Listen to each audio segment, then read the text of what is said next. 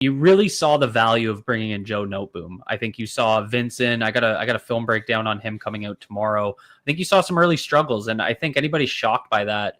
I mean, what were your expectations? He looked exactly how I was expecting to see him, and you saw the tools, but you also saw some of the technical deficiencies that he's going to have to work on. And I just know George Warhop is foaming at the mouth to work with this kid. Like it's got to be an exciting time for him.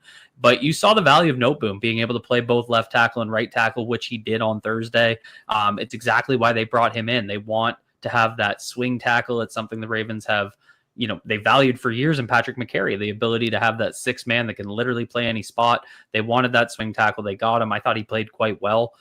Made me feel really good about that situation. And how about Cory Bullock? Kind of, I think, surprised everyone coming in as, the first team center, obviously with Tyler Linderbaum not playing.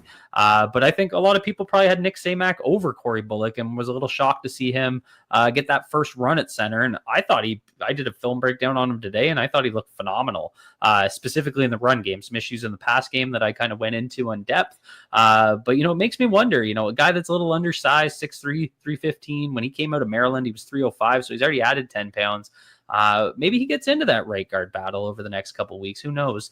And then you look at the D-line, and, I was worried about depth. I really was. And then you get a guy like CJ Okoye that, like, what a night he had, making, plays all over the field. You got Anise Peebles, who didn't look like a rookie to me, made some pretty big splash plays.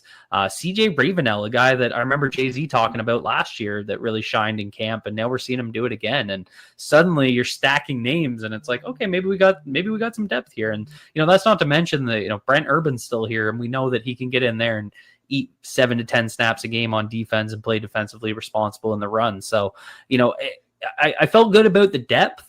I think what I'm a little concerned about is kind of, shoring up this starting line, especially on the offensive side.